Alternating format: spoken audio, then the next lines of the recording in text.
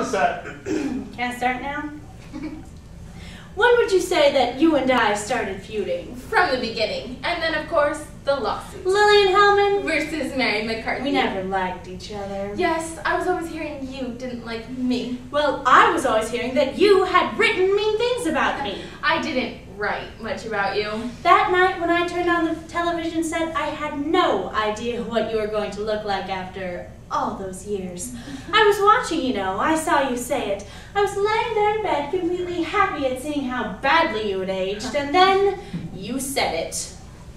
Are there any writers you think are overrated? The only one I can think of is a holdover like Lillian Hellman, who I think is tremendously overrated. A bad writer and a dishonest writer.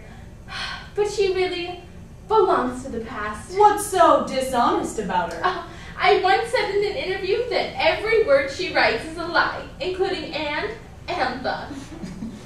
Most people outgrow the feuding, don't you think? I never outgrew it. Nor I. My anger. My honesty. You must choose your enemies well.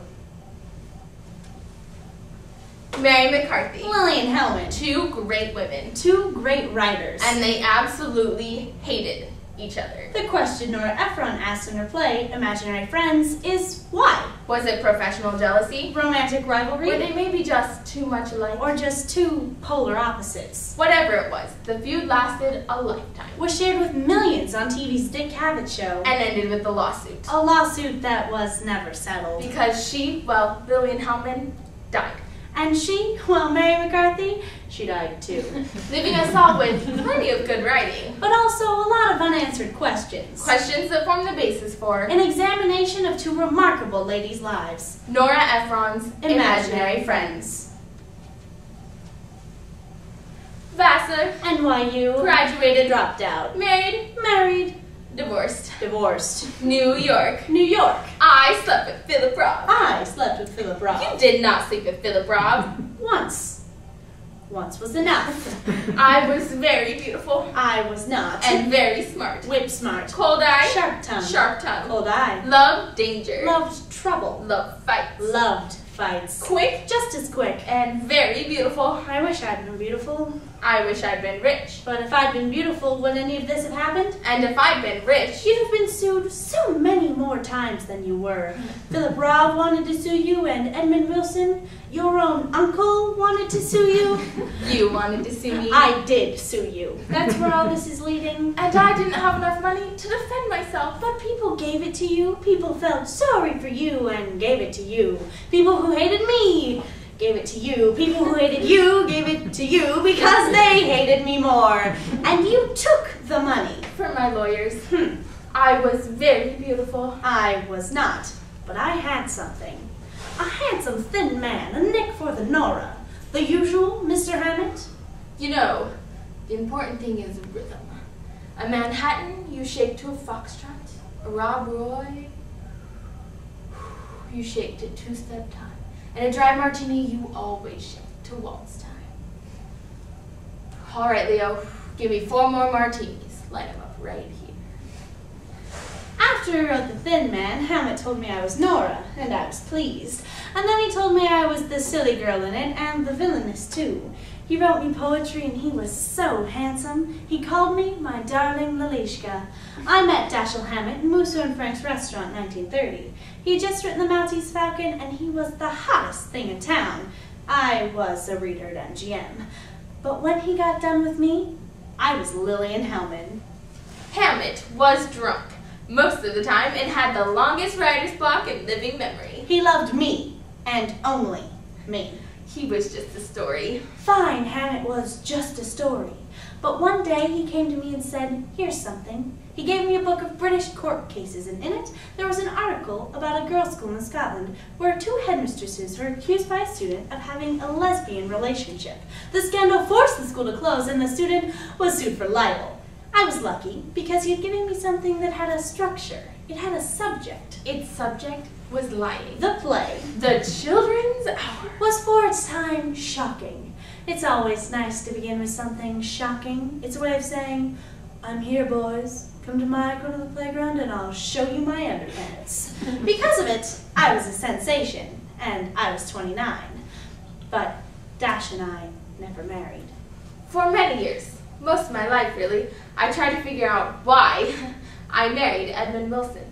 He was, of course, brilliant. Say something brilliant, Edmund. Something brilliant. And he was famous for being a great deal of fun. Say something fun, Edmund. Something fun. And he was clever. He could take a bow tie and turn it into a tiny mouse. Squeak, squeak. You loved him. I did. Everyone did. Did you ever... With Edmund Wilson? Absolutely not. Although I did sleep with Philip Roth. Once. I loved Philip Roth. Nobody remembers Philip Roth. They all think you're talking about Philip Roth. It's Philip Roth. And I did sleep with him. Philip Roth was tall and handsome and about to become the editor of Partisan Review. I was just starting to write criticism. We lived together in a one-room apartment and argued endlessly about everything. Whether Jews were superior to Gentiles, which he believed, of course. My First Jew by Mary McCarthy. It was as if he were on a game show.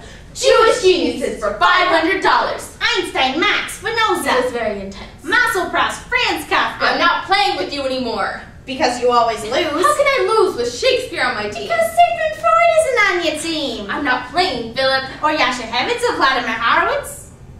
What are you doing? I'm cutting the crust off. Do you know why you're cutting the crust off? Because the sandwich tastes better with the crust off. Because I grew up in a family where we cut the crust off. I give up. The reason people cut the crust off bread is so that they can throw the crusts away, which shows the world that they have money. So much money, they don't even need the whole piece of bread. It's very bourgeois. Liking pretty things doesn't make you bourgeois. Caring about them does. I cared about Philip. But you married for money, Edmund Wilson. Isn't it odd? The two of us might never have become writers if it weren't for two older men who came into our lives at almost the same moment. After we were married, Edmund led me to a small guest bedroom on the ground floor of his house. There was a desk and a typewriter. I wrote short stories. One was called The Man in the Brooks Brothers Shirt, about a young woman who meets a traveling salesman on a train. They get drunk and she wakes up naked in his sleeping room. It was very shocking, and because of it, I was a sensation, and I was 29. Hey boys, come on over and I'll show you my underpants. So you become rich. In 1963, I published a novel, a bestseller called The Group. Viciously reviewed by some of your closest friends. It was made into a movie. In 1969, I published my first memoir. You were washed up as a playwright. A bestseller called An Unfinished Woman. I went to Vietnam to write about the war. I wrote another best-selling memoir called Pentimento. Ha! Pentimento! Italian for I couldn't really remember, so I just made it up.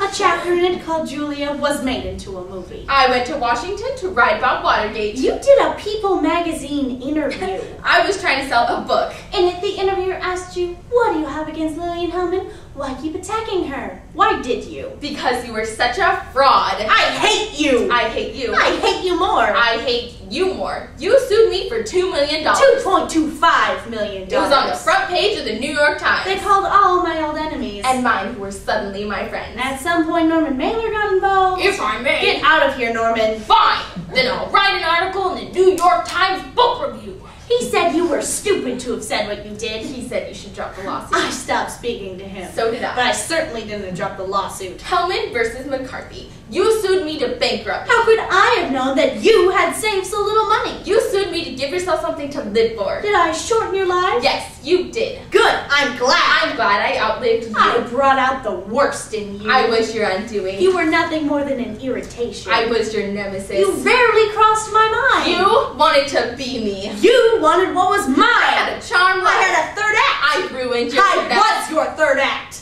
Liar! Bitch! I hate I wish you were dead. I am. Even so. I'm leaving. So am I I. have to take it. Enough is enough. Where do you think you're going? Anywhere but here. Anywhere? But here we are. You and I. Stuck. Together. Forever.